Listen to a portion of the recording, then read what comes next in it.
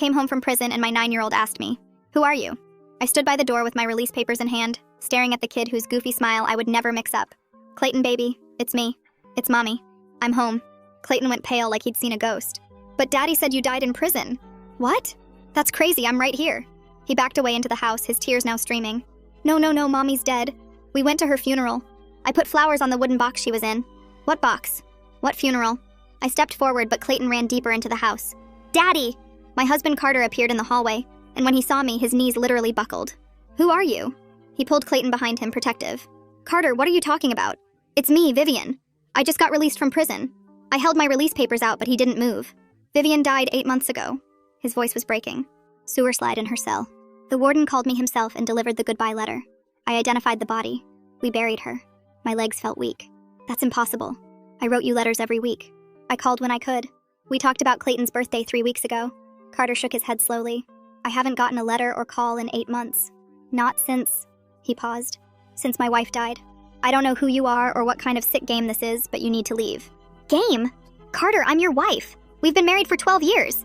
He walked to the kitchen drawer and pulled out a folder. His hands were steady now, like he'd made up his mind about something. Inside were documents, a death certificate with my name, official prison letterhead saying I'd taken my own life, a program from my funeral with my picture on it. "This is my wife's death certificate," he said quietly, signed by the prison doctor. I stared at the papers. They looked real. Official seals, signatures, everything. "This is fake. It has to be. Someone's lying to you." Clayton peeked around his father. "You smell like Mommy," he whispered to me, "like her shampoo." But Carter remained firm. He pulled Clayton back gently. "Buddy, I know you miss Mommy, but this isn't her.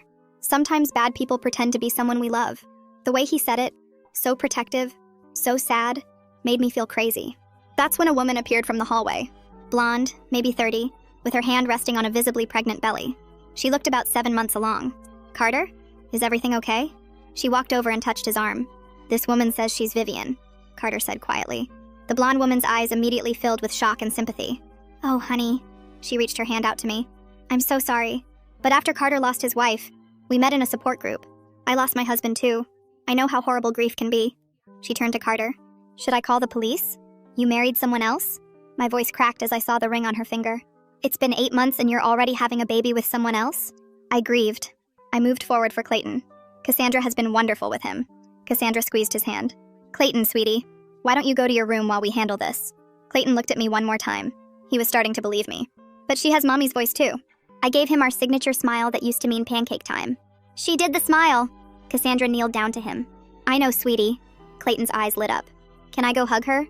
he asked hopefully. "No, honey. Your Mommy is in heaven, remember? We visited her special place last week. I tried to protest, but she sent Clayton upstairs and pulled out her phone. I'm sorry, but I need to protect my family." She dialed 911 while my husband just stood there. "Yes, there's a woman at our house claiming to be my husband's deceased wife. She seems mentally ill." "Wait." I was desperate now. "Ask me anything. Anything about us that only I would know," I begged Carter. "Our first date was at that terrible Chinese place. You got food poisoning. Clayton was born during a snowstorm." Carter's expression shifted, but that's when Cassandra interrupted. "Anyone could find that out. Social media, talking to friends. Ma'am, I understand grief makes people do things, but this is cruel. The scar on my stomach from my C-section," I continued. "That looks like a sword." Carter's face went white. "How do you know that?" I lifted my shirt slightly, showing my sword-shaped C-section scar. Carter stumbled backward. "Oh my God. How is this possible?" Cassandra's hand tightened on his arm. "Carter, scars can be faked. Don't let her manipulate you." I could tell Carter was torn. The police arrived within minutes. The officer looked at my release papers, then at the death certificate that Carter showed him. "These release papers look legitimate," the officer said. "But so does this death certificate. Let me make some calls." He stepped aside, phone to his ear. After 5 minutes, he came back. "The prison confirms Vivian Jennings died 8 months ago. Sewer slide. Body was released to the family." He looked at me with pity. "Ma'am, I don't know who you are, but you need to leave. If you come back, you'll be arrested." As they led me away, I heard Clayton crying through the upstairs window. "But she knew about the scar. Mommy always said it's because I was her warrior." I could hear Cassandra's voice soothing him. "Sometimes people do research. Your daddy talks about your mommy online sometimes. People can learn things." But the way she said it made my blood run cold. Something fishy was happening, and I was going to find out. I drove 2 blocks away and pulled into an empty parking lot behind a closed grocery store. My hands shook so hard I could barely turn off the engine. The release papers sat in my lap, crumpled from where the officer had grabbed them to check. I kept hearing his voice saying the prison confirmed I died 8 months ago. My phone had 3% battery left and nowhere to charge it. I reclined the seat back and stared at the car's ceiling, trying to make sense of what just happened. Carter's face when he saw me kept playing in my head like a movie I couldn't turn off. The way he looked at me like I was a stranger. The way Cassandra touched his arm, protective, like she owned him now. Clayton crying through the window about the scar. I must have dozed off because when I opened my eyes, gray light was coming through the windshield. My neck hurt from the awkward angle and my mouth tasted awful. I checked my phone, 2% battery, 6:47 a.m. The county records office opened at 8. I started the car and drove downtown, my release papers clutched in one hand. The clerk at the records office was a tired-looking woman with glasses hanging on a chain. I slid my papers across the counter. She glanced at them, then typed something into her computer. Her fingers stopped moving. She looked at the screen, then at me, then back at the screen. She picked up her phone without saying anything and pressed a button. A man in a tie came out from a back office, the supervisor based on his badge. He looked at my papers, typed on the same computer, and his eyebrows went up. "Ma'am, our system shows you deceased as of 8 months ago," he said quietly. "Death certificate filed by the Department of Corrections." My stomach dropped. "That's impossible. I just got out yesterday. I'm right here." He clicked his mouse a few times. "The record shows Vivian Jennings died by suicide in custody. There's a death certificate on file." He paused. "Would you like a copy?" I nodded because I couldn't speak. He disappeared into the back and returned with a printed document. My name, my birth date of death 8 months ago, the prison doctor's signature, an official state seal that looked completely real. I walked out to my car on shaky legs and sat in the driver's seat comparing the two documents. The release papers had official letterhead, signatures, stamps. The death certificate had official letterhead, signatures, stamps. Both looked legitimate. Both had state seals. Someone went to huge trouble to make the world think I died while keeping me alive in prison. Someone with access to official systems and documents. Someone who could fake a death certificate and make it appear in government databases. I needed to figure out who and why, but I had no idea where to start. I remembered the prison counselor mentioning something about a re-entry resource center downtown that helped people coming out. I had almost no money, maybe $40 in my release funds, and nowhere to stay. I typed the address into my phone before the battery died completely and drove there. The re-entry center was in an old brick building with a faded sign. Inside, a woman at the front desk looked up when I walked in. I started explaining my situation and watched her expression change from polite interest to shock to alarm. She picked up her phone mid-sentence and called someone. "I need to connect you with legal aid right now," she said. "This is way beyond normal re-entry stuff. You need a lawyer who understands criminal justice and civil identity problems." While she made calls, she pointed me toward a computer in the corner. I logged into my old email account using the password I remembered. The account opened, but everything looked wrong. I checked the login history. 8 months ago, my account was accessed from an IP address I didn't recognize. The same day, my password was changed. I got locked out right when the death documentation appeared. Someone had taken over my email account to stop me from contacting anyone. I went back to the front desk and asked to use the phone. The woman handed it over, and I dialed the prison's records department from memory. A bored-sounding clerk answered. I asked about my outgoing mail logs and phone records. She put me on hold. 15 minutes of bad elevator music later, she came back. "Those records require a formal written request. Processing takes 4 to 6 weeks." I hung up feeling defeated. Everything required waiting, required paperwork, required time I didn't have. The re-entry worker got off her phone and smiled at me. "Legal aid is calling you back. They're scheduling an intake appointment." Her phone rang 5 minutes later. She handed it to me and I talked to someone who scheduled me with an attorney named Halima Ward. 3 days from now. 3 days felt like forever when I had nowhere to sleep and my son thought I was dead. The re-entry worker must have seen my face because she made another call and found me an emergency shelter bed for tonight. I thanked her and left with the address written on a scrap of paper. Back in my car, I couldn't stop thinking about Clayton's face when he saw me. The way his eyes lit up for just a second before the fear took over. He recognized me. He knew my smell, my voice, my smile. Before Cassandra convinced him otherwise, he knew I was his mom. I found a notebook in my glove compartment and started writing. Every detail I could remember about our life together. The way I used to make pancakes shaped like dinosaurs. The song I sang when he couldn't sleep. The game we played where we pretended his toy cars could talk. The time he broke his arm falling off the swing and I held him in the emergency room. His favorite stuffed elephant named Mr. Trunk. The scar on his knee from learning to ride his bike. Things only his real mother would know. Things I might need to prove who I am. I drove to the shelter address the re-entry worker gave me. The building looked old and tired, with peeling paint and a flickering light over the entrance. Inside, a woman at the front desk checked my name against a list and handed me a key to a locker and a thin blanket. The sleeping area had rows of cots packed close together, and I found an empty one near the back wall. I stashed my car keys and the notebook in the locker, then sat on the cot with my release paperwork spread out on my lap. My property inventory sheet listed everything I supposedly had in my cell when I got released. My toothbrush, 3 books, a photo of Clayton from 5 years ago, 2 pairs of socks, underwear, the prison-issued clothes I wore out. But I remembered writing at least 6 letters to Carter in the weeks before my supposed death 8 months ago. Letters about Clayton's upcoming birthday, about how I was counting down the days until release, about how much I missed them both. None of those letters showed up on the outgoing mail log attached to my property sheet. The log stopped 8 months ago with a letter to my sister, then nothing. Like my ability to communicate with the outside world just vanished overnight. I woke up early when someone's alarm went off 3 cots over. My back hurt from the thin mattress and I felt gritty from sleeping in my clothes. I grabbed my stuff from the locker and headed out before the breakfast rush started. The death certificate Carter showed me listed the cemetery name and plot number. I punched the address into my phone and drove across town. The cemetery gates were open and I followed the winding road past rows of headstones until I found the section number. I parked and walked through wet grass, reading names and dates on markers until I saw it. My name, Vivian Jennings. My birth date, and a death date from 8 months ago. Fresh flowers sat in a metal vase attached to the headstone. Someone had been here recently, probably Carter and Clayton visiting what they thought was my grave. I stood there staring at my own headstone and felt like I was watching myself from outside my body. This thing existed in the real world. Someone paid money for it. Someone carved my name into stone.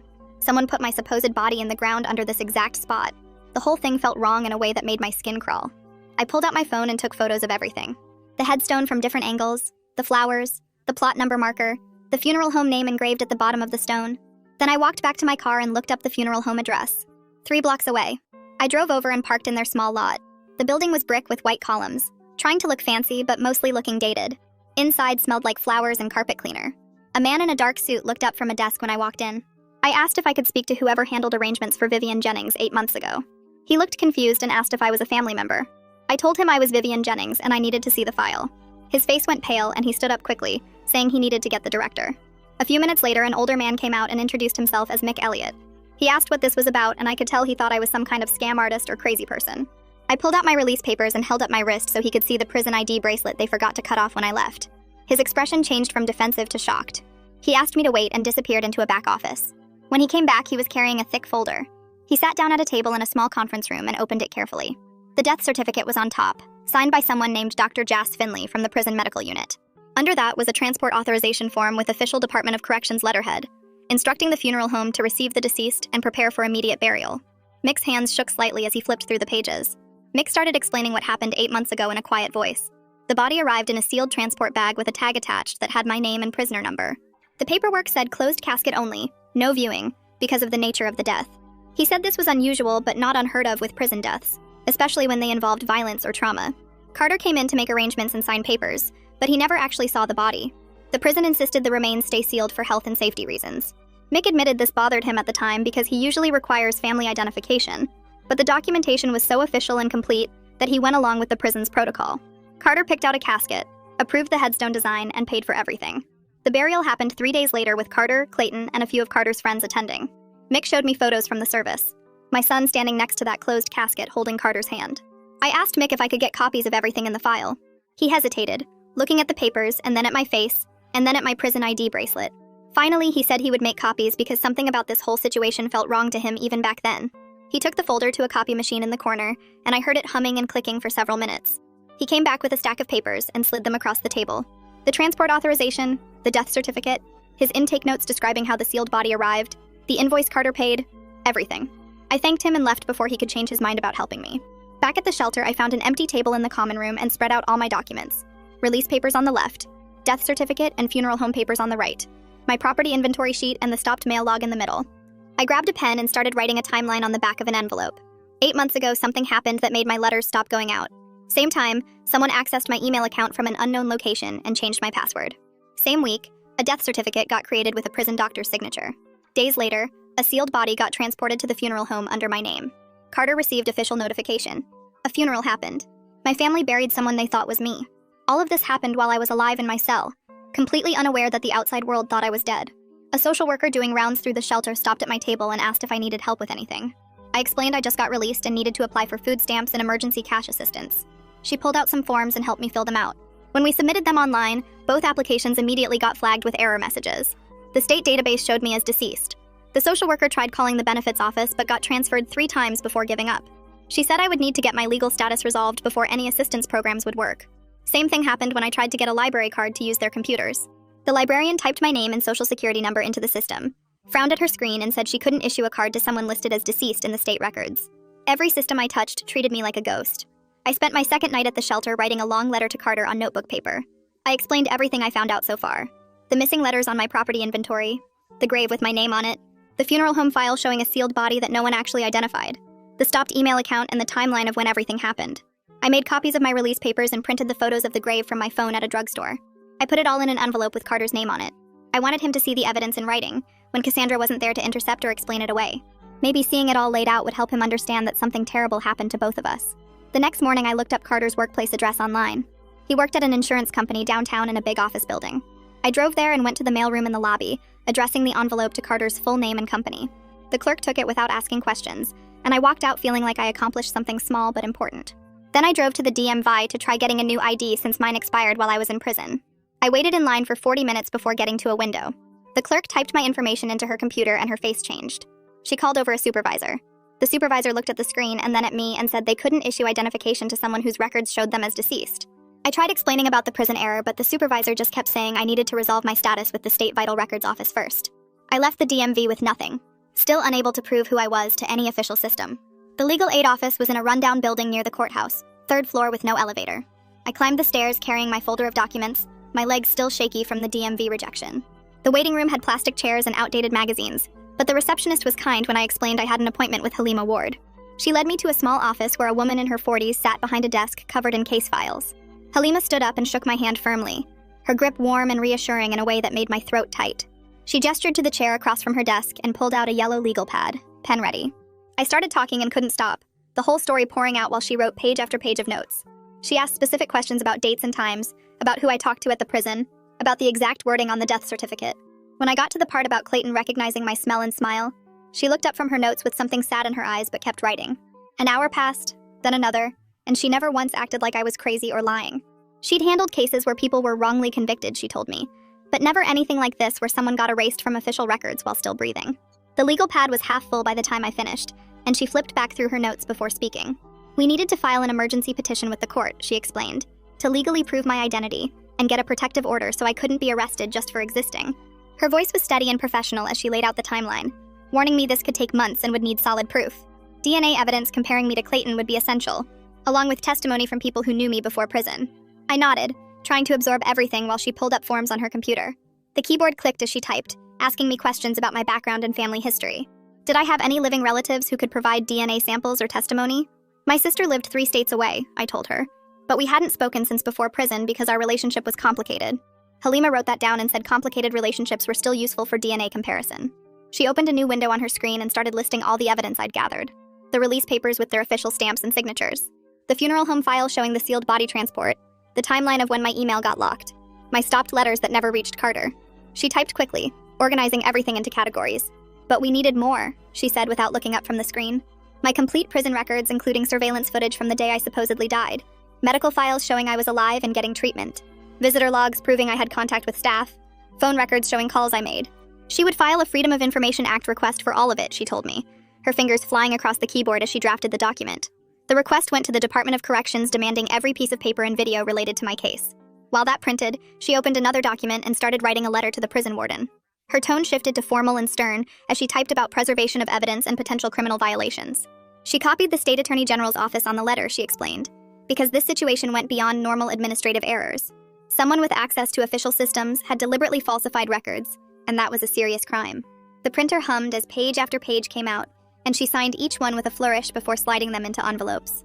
I watched her work with a strange mix of relief and anxiety building in my chest. Someone was finally taking action instead of just telling me I was wrong or confused. She sealed the envelopes and stacked them in her outbox for mailing, then turned back to me with a small smile. This was just the beginning, she warned, but at least now I had representation and a plan. I left her office an hour later with copies of everything she filed, walking down those 3 flights of stairs with my folder thicker than before. For the first time since showing up at Carter's door, I felt like maybe I could prove what happened to me. The panic and confusion that had been choking me for days loosened just a little bit. I had a lawyer who believed me and knew how to fight bureaucratic systems. Outside on the sidewalk, I checked the time on the shelter's loaner phone they'd given me for emergencies. Still afternoon, with hours before I needed to be back for dinner. I started walking toward the bus stop when a woman approached me, maybe 35 with a messenger bag and a professional but friendly smile. She introduced herself as Kirsten Logan and said she was a journalist who covered criminal justice issues. Someone at the reentry center had mentioned my situation, she explained, and she wanted to hear my story.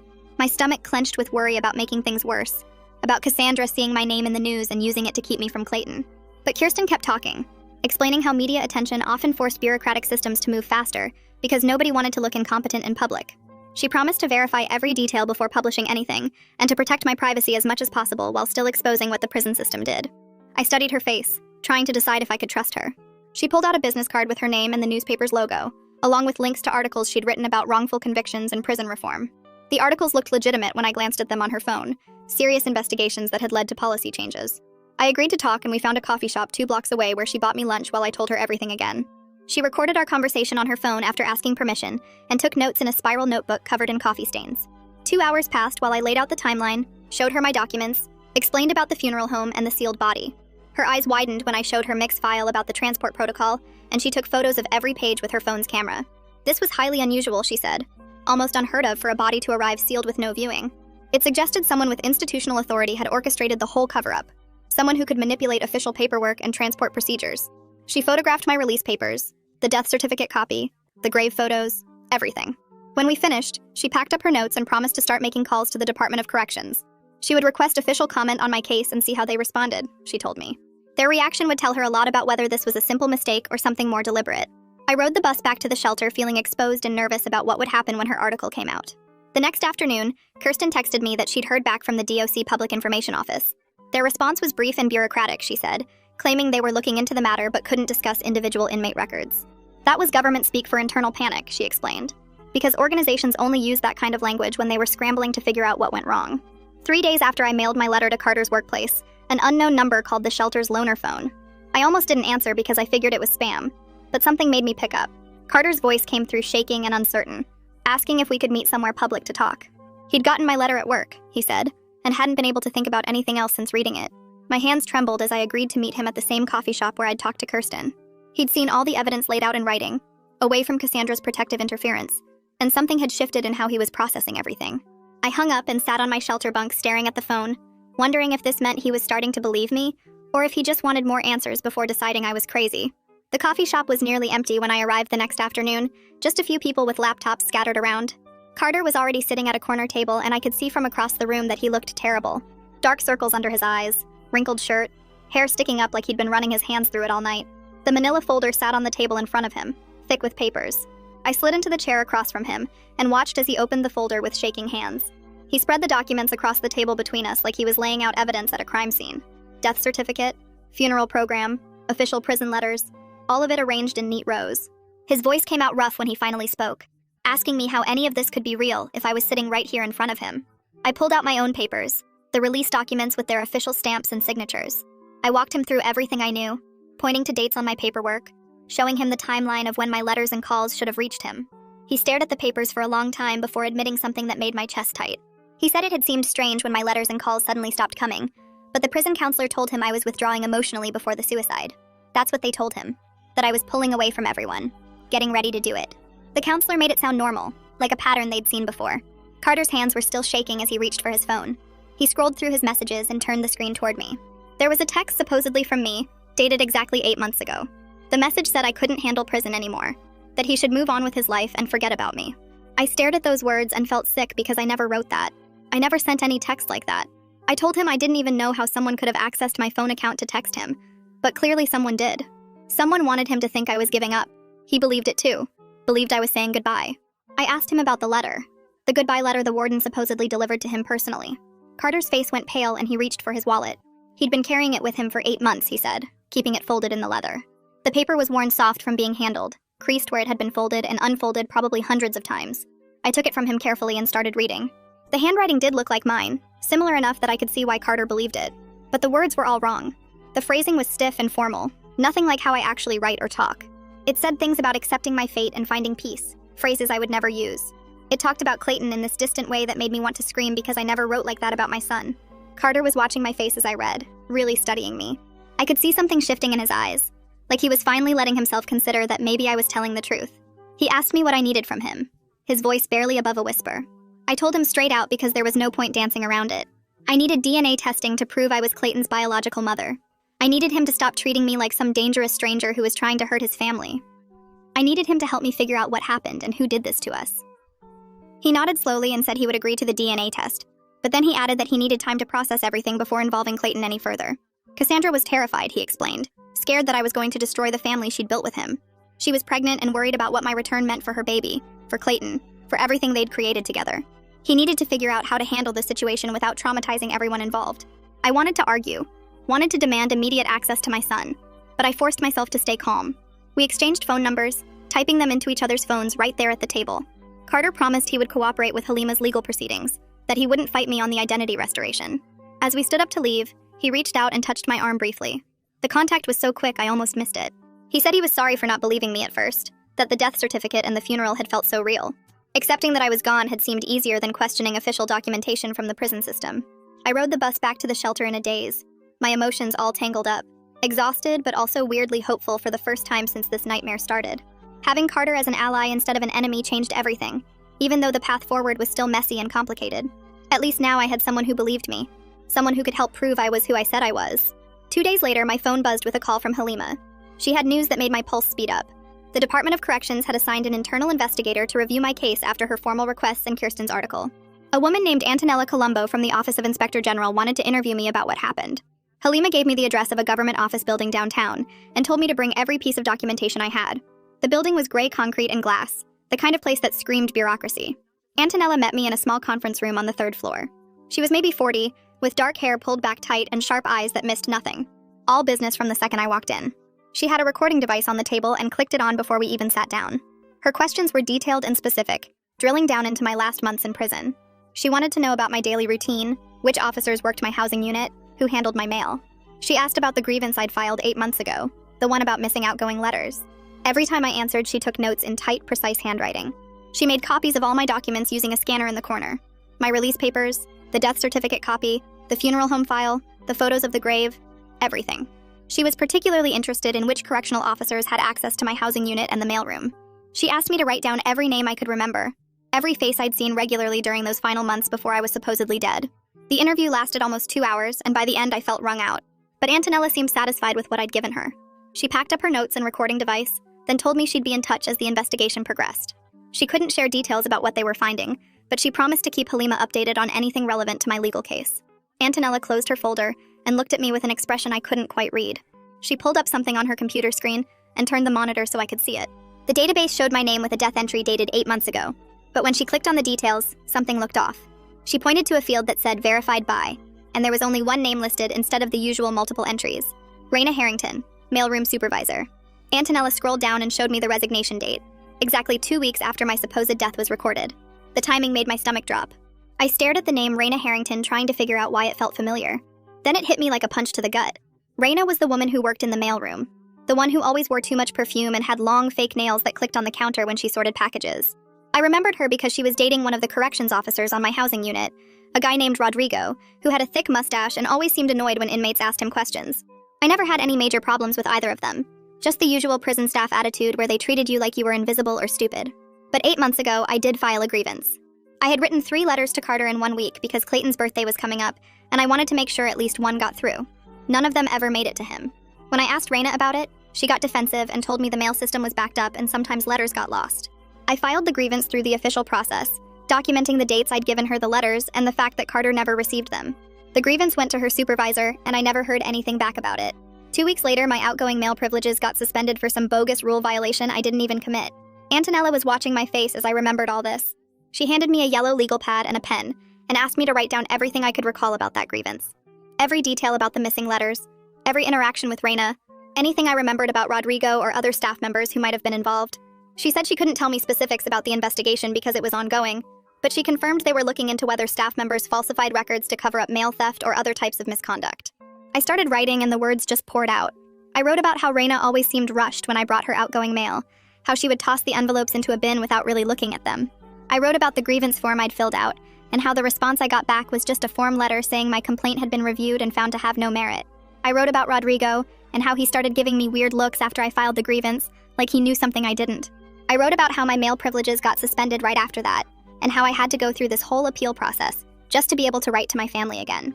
By the time I got my privileges back, Carter had stopped responding to my letters anyway.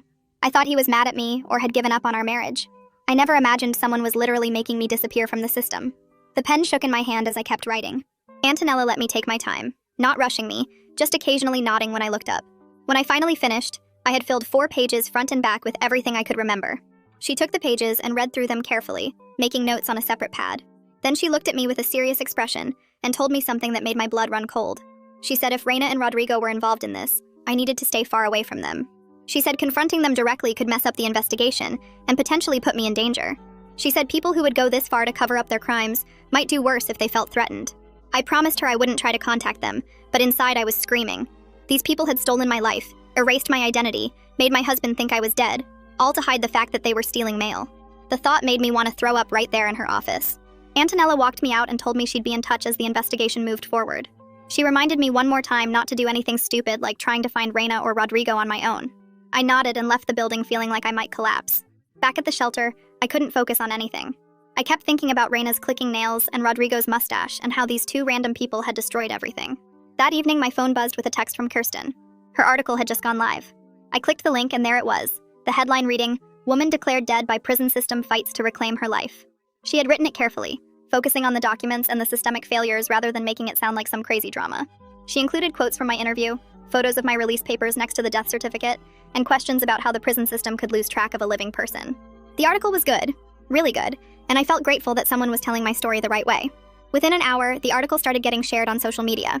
I watched the comments pile up on my phone screen. Most people were outraged, saying things like, "How does this even happen?" And "The system is so broken," and "This poor woman." Some people were skeptical though, saying I was probably a con artist or mentally ill, that there had to be some reasonable explanation. But the supportive comments outnumbered the negative ones by a lot. People were sharing the article and tagging news organizations and government officials. It felt like maybe something good could come from all this attention. The next morning, the shelter director called me into her office. She looked stressed and uncomfortable. She told me she'd received a phone call the night before from someone claiming I was dangerous and shouldn't be around vulnerable people. The caller had said I was violent and unstable and that having me at the shelter put everyone at risk. The director said she didn't believe any of it, that I'd been nothing but quiet and respectful since I arrived. But she had to take the threat seriously because of liability issues and the safety of the other residents. She was really sorry, but she needed me to find somewhere else to stay. I felt like I'd been punched in the stomach. I gathered my few belongings and called Halima from outside the shelter. She sounded angry when I told her what happened. Angry at whoever made that call, not at me. She said she had some emergency legal aid funds she could use to get me into a cheap motel for a few weeks while we worked on more permanent housing. 2 hours later, I was checking into a rundown motel on the edge of town. The room smelled like cigarettes and cleaning chemicals. The bedspread had stains I didn't want to think about, and the TV only got 3 channels. But it had a door that locked and no one could tell me to leave. After weeks of the shelter's chaos and years of prison's constant noise and surveillance, having a private space felt like the biggest luxury in the world. I sat on the bed and just breathed for a few minutes, letting the silence sink in. My phone buzzed with a text from Carter. He said Cassandra had seen Kirsten's article and was really upset. She was worried that all the media attention would bring chaos into Clayton's life, that reporters might show up at the house or at his school. He asked if I could avoid doing any more publicity until the legal stuff got sorted out. I texted back that I understood and would hold off on any follow-up interviews. I didn't tell him that Kirsten had already asked me about doing more coverage. I didn't want to make things worse between him and Cassandra. 2 days later, Halima called with news. The court had scheduled a hearing on her emergency petition for 2 weeks from now. She said we needed to spend that time gathering as much evidence as possible. We needed the DNA results comparing me to Clayton. We needed my complete prison records showing I was alive when I was supposedly dead. We needed testimony from people who knew me before I went to prison. She rattled off a whole list of things we had to pull together, and I wrote them all down on the motel notepad. 2 weeks suddenly felt like no time at all to prove I existed. The first thing on Halima's list was contacting my sister. I hadn't talked to Rachel in almost 4 years, not since before I went to prison when we had a huge fight about money I borrowed and never paid back. I sat on the motel bed staring at my phone for 10 minutes before I finally called her number. She answered on the 3rd ring. Her voice sounded older, tired. I told her it was me, and she went completely silent for like 30 seconds. Then she started crying and asking how this was possible because she got a letter 8 months ago from the prison chaplain saying I died. The letter had official prison letterhead and everything. She said she felt terrible for not coming to the funeral, but she was broke and lived 3 states away, and our relationship had been so bad. I told her the whole story about the fake death certificate and Carter remarrying and Clayton thinking I was dead. Rachel kept saying she should have known something was wrong, that she should have called the prison to verify, but she just assumed prison officials wouldn't lie about someone dying. I asked if she still had the chaplain's letter, and she said yes. She kept it in a box with old family photos. She promised to scan it and email it to me right away. Then I asked the hard part, if she would give a DNA sample to prove we were sisters and maybe testify in court about our family history. Rachel agreed immediately. She said she wanted to help fix this mess, and she was sorry for not being there when I needed her. We talked for almost an hour, catching up on everything that happened in the years we didn't speak. She told me about her kids getting bigger, and her divorce, and her new job at a grocery store. It felt good to have family on my side again, even family I'd been mad at for years. After we hung up, Rachel's email came through with a scan of the chaplain's letter. It looked just as official as all the other fake documents, with the prison logo and a signature from someone named Chaplain Zion. I forwarded it to Halima right away. 3 days later, Halima called to say she'd arranged everything with a state lab for DNA testing. The appointment was set for the next morning at 9 a.m. Carter agreed to bring Clayton, and Rachel was driving in from out of state to give her sample too. That night, I barely slept, thinking about seeing Clayton again in that clinical setting. The lab was in a medical building downtown, all white walls and fluorescent lights that made everything look cold and harsh. I got there early and sat in the waiting room until Carter arrived with Clayton. My son looked so small walking through those glass doors, holding his dad's hand. He was wearing his favorite blue shirt with dinosaurs on it, the one I bought him for his 7th birthday. When Clayton saw me sitting there, he stopped walking and just stared. I smiled at him but didn't say anything because Halima warned me the court's temporary order meant no contact during the appointment. The lab tech called us back to a room with 3 chairs and a metal table covered in supplies. She explained the process to Clayton in a nice voice, telling him it would just be a quick swab inside his cheek and it wouldn't hurt at all. Clayton kept looking at me while she talked, like he was trying to figure something out. Carter stood behind him with his hands on Clayton's shoulders, protective. The tech did my sample first, rubbing the swab along the inside of my cheek for 30 seconds. Then she did Clayton's sample while he sat very still and brave. I watched my son's face the whole time, memorizing every detail because I didn't know when I'd see him again. His eyes were exactly like mine, dark brown with little gold flecks. He had a small scar on his chin from when he fell off his bike at age 5. I wanted so badly to reach out and touch him, to pull him into my arms and never let go, but I just sat there with my hands folded in my lap. After the tech finished with Clayton, she labeled all the tubes with numbers and barcodes. Carter told Clayton they could leave now, and Clayton asked in a quiet voice if he could say something to me. Carter looked uncomfortable but nodded. Clayton turned to me and said I really did smell like his mommy, and that confused him. Then Carter guided him out of the room before I could respond. I sat there for another 20 minutes waiting for Rachel to arrive. When she finally showed up, we hugged for a long time in the waiting room. She looked different, older and thinner, but her eyes were the same. The tech took Rachel's sample, and then told us the results would take 10 days with the expedited processing Halima requested. 10 days felt like forever when I knew the science would prove what I already knew, that I was Clayton's mother, and I never died in that prison cell. I spent those 10 days in the motel room mostly, watching terrible TV and trying not to go crazy with waiting. On day 6, Antonella called with new information from her investigation. She said the prison's surveillance system showed me alive and walking around my housing unit on the exact date I supposedly died. The cameras captured me in the day room, in the chow hall, in my cell. She also interviewed other women from my unit, and they all confirmed I was there that whole week, very much alive. Multiple people remembered seeing me and talking to me on the day the death certificate said I killed myself. Antonella's voice got more serious when she told me the next part. She found another inmate death that happened 3 days before my supposed death. A woman named Jazz who died of a heart attack or something medical. Jazz had no family, so her body was released to the county for burial in the prison cemetery, where inmates with nobody go. But here's the disturbing part. The timing of Jazz's death and my fake death lined up too perfectly to be a coincidence. Antonella thought someone might have switched our identities in the prison records, declaring me dead and having Jazz's body buried under my name. I felt sick hearing this, thinking about some poor woman buried in a grave with my name on the headstone.